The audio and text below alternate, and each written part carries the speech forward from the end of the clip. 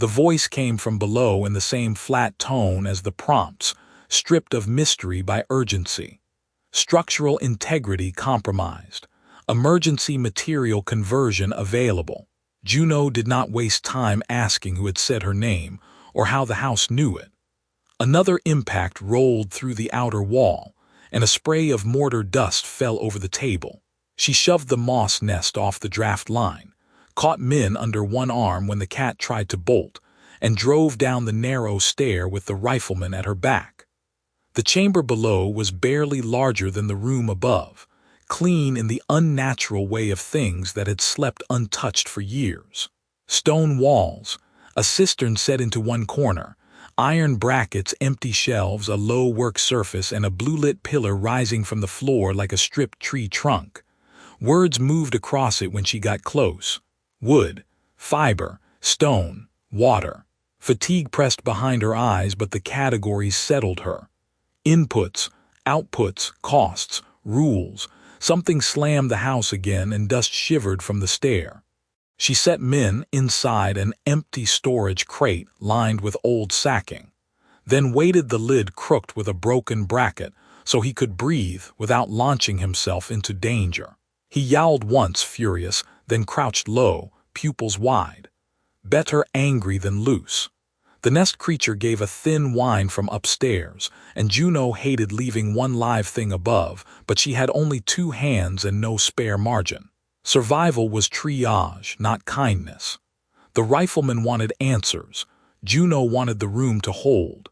She made him drag down every loose board, cracked chair leg, and salvageable stone from the stair landing while she fed them into the pillar's recessed tray. The system took nothing symbolically. Real wood vanished.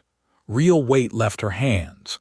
In exchange, seams of blue passed through the ceiling overhead, and the house answered with a hardening creak as if fresh ribs were being driven into old timber.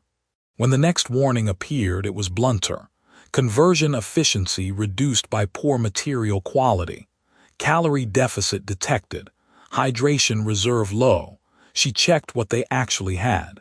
Half a heel of bread gone stale, dried roots in a pouch she did not trust, 3 strips of smoked meat from the rifleman, maybe a liter and a half of clean water if the cistern wasn't lying, 2 adults, 1 cat, 1 impossible shelter, and dawn still not visible. So Juno divided the food by function instead of fairness, marked water levels on the cistern stone with a nail, and chose the wall facing the heaviest impacts for the next reinforcement. Outside, the ring of bodies had gone quieter, which frightened her more than the noise had. Quiet meant watching. Quiet meant waiting for a weakness. She slid another armful of timber into the tray, listened to the strained beams above begin, finally, to thicken, and reached for the prompt to raise the first interior partition before the night found a new way in.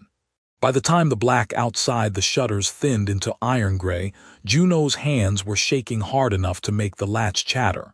She waited anyway, listening first. No scraping, no padded circling, just rain dripping off the eaves in a slower rhythm and the wet tick of cooling wood.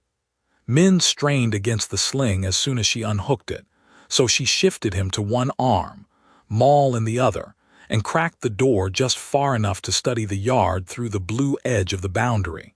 The house was not a house. Not entirely. In daylight she could see the seam the night had hidden.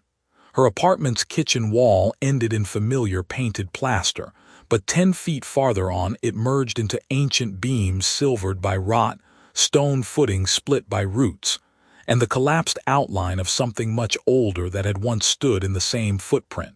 The shelter system had not built from nothing.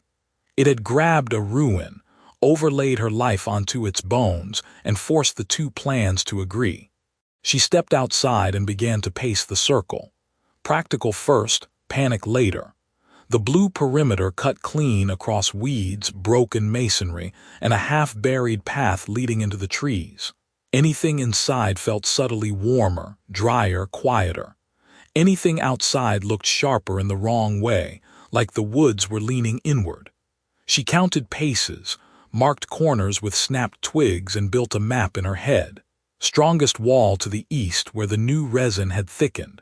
Worst section to the north where old stone met apartment drywall, and every impact had left a spidering crack. Resource cost lived in every choice now. To harden the north wall meant wood she didn't have. To roof the exposed lean on the western side meant nails, planks, calories, time. The man with the rifle watched from the threshold without offering much, and Juno noted that too. Another unstable element. Another drain if he stayed. Min's ears flattened whenever the trees hissed. At the far edge of the claimed ground, she crouched by the blue line and pushed a loose branch through it. Nothing happened at first. Then the branch jerked sideways hard enough to tear from her fingers, vanishing into fern cover with a sound like teeth snapping shut. Juno froze, every muscle locked, and a second later something large moved just beyond sight, slow and deliberate, circling where the protection stopped. She backed away without pretending bravery, heart punching at her ribs, and did not stop until the warmer air of the shelter touched her face again. Boundary confirmed. Safe was a measured distance, not a feeling. She looked once more at the north wall, at the ruined path, at the trees that now knew exactly where she lived, then turned inside to start planning supports, salvage runs, and a door that could survive the next knock. She started with the table because it was already warped, already half split, and because destroying something useless felt cleaner than staring at the north wall and imagining it fail. The maul did ugly work, not precise work. Legs snapped, joints burst, old pegs skittered across the floor. Splinters stuck to her damp sleeves. A pale readout hovered over the pile only when she stopped moving. Salvage yield, structural grade, usable fasteners recovered, contamination risk from rot. The shelter system did not give gifts. It gave accounting. 4 sound planks could become 1 brace and a patch on the north seam, or a shelf, or kindling reserve, but not all 3. Every option carried a cost beneath it. Added support increased wall integrity, but raised overall load on the sagging western footings. Closing the roof gap reduced water loss and heat drain, but required longer exposure outside to cut proper lengths. She found herself nodding like she was in front of a planning board, instead of a haunted room with a maul in her hands. Min made the math worse in practical ways. The gray cat would not stay clear of the debris field, and would not stop trying to nose into the warm stair opening whenever Juno turned her back. So she built a crude pen from chair backs and a drawer front, more obstacle than enclosure, and spent precious nails making sure it could not collapse if something hit the wall. Min protested in small, furious sounds, then crouched low, eyes huge, listening harder than either human could. The rifleman finally helped when the wardrobe proved too heavy to tip alone. They did not discuss trust. They discussed leverage, angles, and where to stand if the outer planks gave way. When the wardrobe came down, it exposed a damp stripe in the plaster and a hidden cavity stuffed with old insulation, mouse-chewed cloth, and 3 lengths of remarkably dry timber. Valuable, but removing them opened a draft that immediately cooled the room. By late gray afternoon, the floor was organized into systems instead of ruins.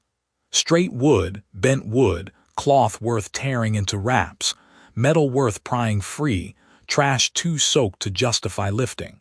Juno tested each proposed repair against the hovering cost prompts and hated how often the best answer was wait. Spend now, and she could harden 1 wall. Wait, and she might reinforce 2 after a run. Wait too long, and the next impact might choose for her. Then the rain changed. Not louder, but heavier, each drop striking the roof with enough force to reveal exactly where the old panels flexed and where the new resin still hadn't reached. Beyond that, under the weather came another sound, a patient knock from somewhere near the ruined path, spaced too evenly to be branches. Juno wiped her palms on her pants, selected the north wall brace anyway, and told the man to watch the perimeter while she hauled the first salvaged beam into place. The beam bit into the waiting slots with a sound like a joint being set. Blue lines ran briefly along the grain, then sank out of sight, and the north wall stopped looking like a patchwork of luck and started looking intentional.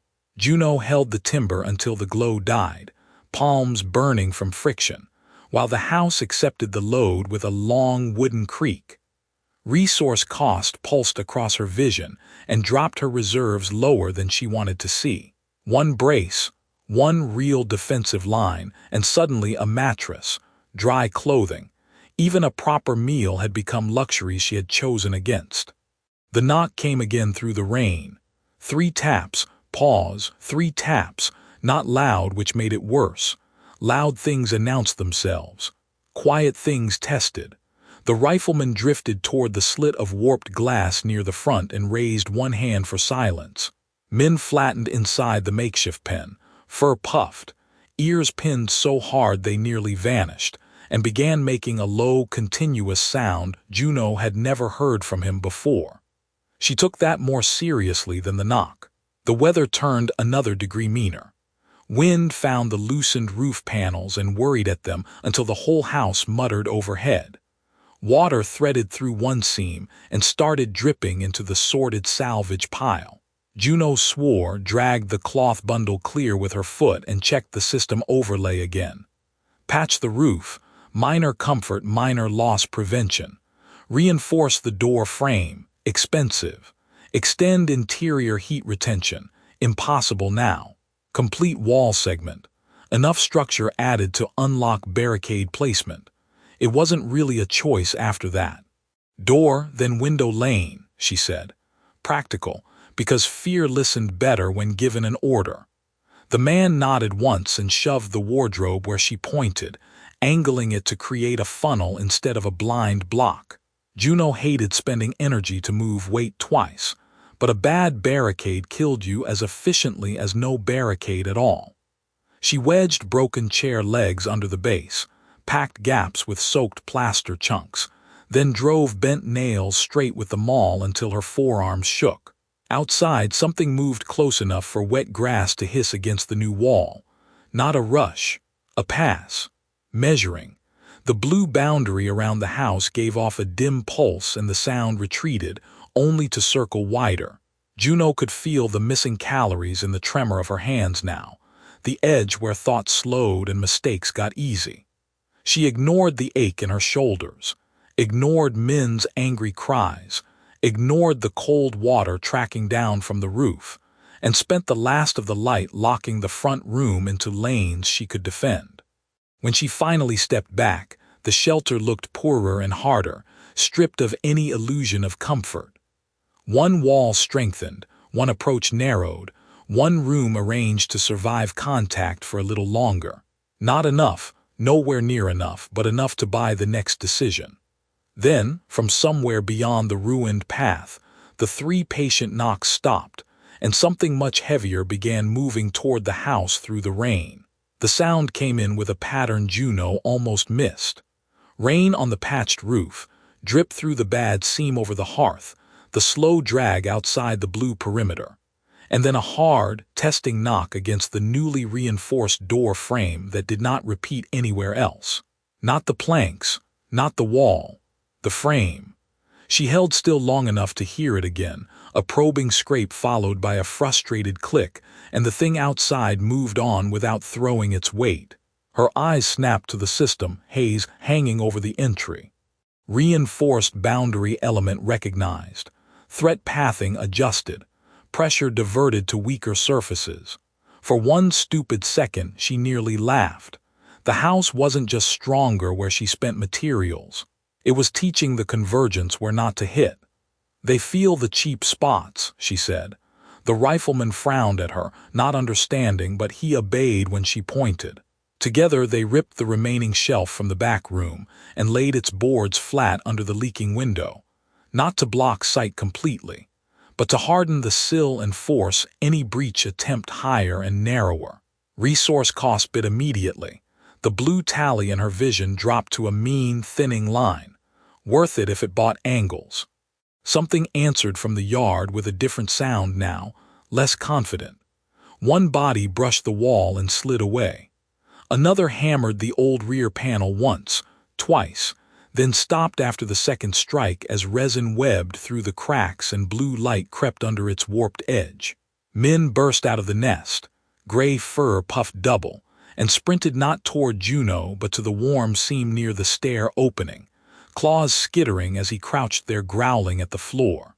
Juno followed his line and felt it under her boots, a faint current, like heat moving through pipes hidden in stone. The more sealed the front room became, the more warmth gathered below and bled upward through the stairwell lip. Not random, rooted. The shelter was prioritizing enclosed volume, feeding strength into whatever could actually hold. Open gaps lost heat, dry air, maybe more than that. She dropped to one knee, pressed her palm to the floorboards, and watched a pale schematic spread through her vision for half a breath. Room outlines, weak seams. A pulsing thread between the reinforced door, the patched wall, and the sublevel core. Then it vanished, leaving only the rain, her pulse, and the certainty that the house had rules she could exploit if she survived long enough to learn them. "We shrink the live space," she said. "Now." The rifleman was already hauling debris to seal the back corner when the heavy thing outside reached the rear wall and exhaled through the cracks with a deep, wet patience that turned the room colder by degrees. Juno scooped Min under one arm despite his protest, grabbed the maul with the other hand, and backed toward the stair mouth as the next impact hit lower than before, exactly where the house was still weakest. The blow hit low and hard enough to kick dust from the joists, but Juno heard the useful part underneath it. Not frenzy, not a charge, just testing. Something outside was feeling for softness the way water found rot. That meant thought, or at least a pattern, and patterns could be trapped. She shoved the rifleman farther down the stair lip with her shoulder, set Min behind her on the warm seam, and dragged the overturned table across the narrowed passage until wood legs jammed against fresh resin bulges. Not a barricade meant to hold forever, just a funnel, one body at a time if the wall failed.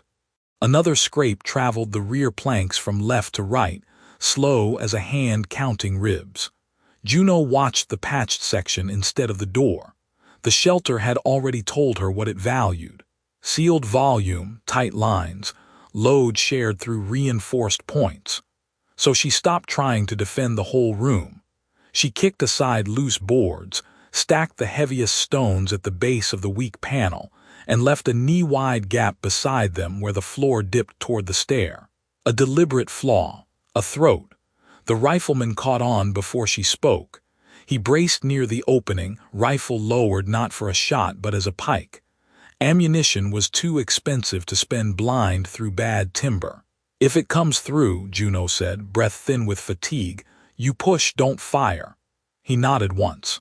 Outside, rain hissed over the roof and something larger circled, its weight measured, patient, making the walls creak in answer. Min's growl changed pitch. Then the rear panel burst inward at the bottom, not wide, just enough for a slick gray head and one hooked forelimb to force through. It committed to the gap exactly as she'd hoped, shoulders wedged by the stones, spine bent by the slant. Juno brought the maul down on the exposed joint. Bone cracked. The rifleman drove with the stock and the thing folded sideways into the choke point, blocking the breach with its own body. The room went suddenly louder. Claws rattled over the trapped creature. Others crowded behind it, shoving, chittering, frustrated by the jam. Every push seeded the carcass deeper while resin spilled over the broken edges and glued hide to wood. Juno smelled sap, wet fur, and the copper sting of fresh blood. Efficient, ugly, and better than heroics. But the heavy one outside stopped circling. The silence it left was worse than the impacts had been. Juno felt the floor's warmth pulse stronger through her boots, saw pale glyph light breathe once along the stairwell, and realized the shelter was reacting to pressure below as well as above. She gathered Min, grabbed the lantern hook from the wall, and started backing down because whatever was waiting under the house had just become the next line they had to hold. The stair took them into a chamber barely taller than Juno's reach, squared in old stone and ribbed with cedar beams that still sweated warmth. A cistern trickled somewhere in the dark. Shelves folded out of the wall when the lantern light touched them, but half were empty and one had split, spilling a clay jar into red dust. Storage, then. Shelter bones. Useful but not free. Everything down here had a cost in labor. She could already feel in her shoulders. She set Min on the driest corner she could find and made herself inventory before panic blurred into waste. 1 water skin, low. 3 clean bandage strips. Half a sack of grain mash gone damp from the breach upstairs. 2 roof pegs broken. 1 panel compromised, another bowed. The maul head had chipped near the socket. Her tongue felt thick enough to crack. Survival narrowed fast when thirst entered the math. The rifleman stayed near the stair, listening upward while she found the cistern catchment. Iron-lined, clean, fed by a narrow channel that chimed when the rain above strengthened. She drank in measured swallows, then wet Min's paws and muzzle first because a cat that stopped drinking became a problem she could not carry. Only after that did she rinse blood from her hands and feel how badly they were shaking. When they climbed halfway back to the hatch, the sounds above had changed. Less frenzy, more testing. Scrapes at the walls, a cautious knock along the sill, the long drag of something scenting the resin-sealed carcass in the rear choke. Juno eased the hatch a finger wide and saw the blue perimeter through the floor crack's angle, still burning in the yard beyond the rain. Not stable, thinner on the east side where the ground fell away. That decided it. 1 room and a miracle stair were not a plan. She needed a second barrier, drainage cut away from the foundation, proper storage off the floor, and an internal place for Min that could be closed if strangers came through the door again. Expansion was no longer ambition. It was maintenance against the world noticing she existed. Then Min's ears flattened toward the stair behind them, not the hatch above. Juno turned and saw fresh light moving over the lower wall, a slow sweep of pale symbols resolving into marks she hadn't seen before. Not system prompts, but lines like a surveyor's map, radiating outward from the house. At the edge of each line, tiny points kindled one by one, as if the shelter had begun to register other presences in the ground around them, and she tightened her grip on the maul and started down to see what had just woken. The light gathered across the lower wall until the stone looked skinned open, every pale line resolving into angles, lode marks, and buried edges. Juno knew the language before she understood the symbols. Not words. Infrastructure. The shelter was showing her grade, runoff, pressure points, the old footprint under the house, and a second shape extending beyond it toward the east slope where the blue perimeter had thinned. She moved closer with Min wedged hard against her ankle, his fur puffed, claws catching in her trouser seam every time something struck above. The rifleman held the lantern high and went very still. What looked at first like a tunnel was too regular for that. A narrow service passage, collapsed in 2 places, running from the sublevel to a square chamber beyond the marked boundary. Vent icon. Drain icon. Storage, maybe. Or an emergency exit built by people who expected sieges. Above them, the testing changed again. 3 heavy impacts in the same spot, then a pause, then the dry rasp of many smaller bodies climbing over one another. Dust drifted from the ceiling in soft threads. Juno counted breaths, counted wall thickness, counted the resin she had seen spent in the seams upstairs, and knew exactly what the cost would be if the shelter had to heal another breach before dawn. Too much. They did not have enough wood, enough water, enough margin for heroic decisions. The east line, she said, that's where the perimeter is failing. The rifleman followed her finger. Passage opens outside the circle. Of course it did. No useful redundancy ever came free. If that chamber held the vent controls or a secondary anchor, reinforcing the house might be possible before the next surge. If it was just a dead cache, Opening it would mean unsealing stone, making noise, and exposing the shelter from below while things still prowled the yard above. Min gave a low, uncat-like growl toward the mapped wall as another symbol pulsed into view. A narrow hatch mark, half buried just beyond the foundation. Not a room. A crawlspace throat. Small, concealed, reachable only from outside.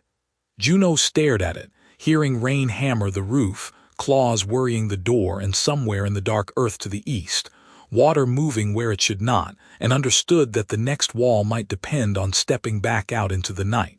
She put her palm flat to the lit stone, not touching it so much as measuring herself against the cold. The lines shivered under her shadow. When she moved, the buried crawlspace mark brightened, then dimmed, as if the house itself were trying to draw her eye back to it. "Can you open the passage from here?" she asked. The rifleman set the lantern down and pressed his fingertips along the seam where the service corridor began. "Maybe, if the collapse is old and the locks still answer. If they don't, we pry stone and pray." Another triple impact sounded overhead, not at the hatch now, at the eastern wall of the room above, the side where the rain came hardest, where the ground sloped and the perimeter burned thin. Juno pictured the blue line guttering in the wash, things learning the edge of it by pain and repetition. The first wall had held because the world had not yet committed. That was changing. She crouched by Min and felt his chest working too fast. "Listen to me," she murmured, though whether to the cat or herself she could not have said. "We don't get trapped choosing the clean option." The map pulsed again. At the eastern extension, a tiny notch appeared where none had been a moment before, then flared red-white. Water breach. Even without knowing the symbol, she understood the warning. Somewhere along that buried runoff had already found a weakness. If the passage flooded, it would either choke itself shut forever or carry the pressure straight back toward the foundation. The rifleman saw it too. "If that drains into the house, I know." He looked up the stair, then back to her. "Then this is the wall, not upstairs." For one beat she hated him for saying it aloud, because naming a thing made it real. She had thought in rooms, in doors, in layers she could strike and brace with her own hands. But a wall in the dark below the house was still a wall, and if it failed, all the boards and resin above them would become decoration over a grave. Juno rose so fast her knees cracked. "Show me the lock." He had already found the first release, hidden where a support rib met the floor. The mechanism was old enough to be mostly stone, newer at the heart where some system filament still slept under the skin. When he pressed, the wall answered with a deep internal clunk that she felt through her boots. Dust coughed from the seam. Min bolted for the corner, spun, and crouched low with his ears flat. Nothing happened.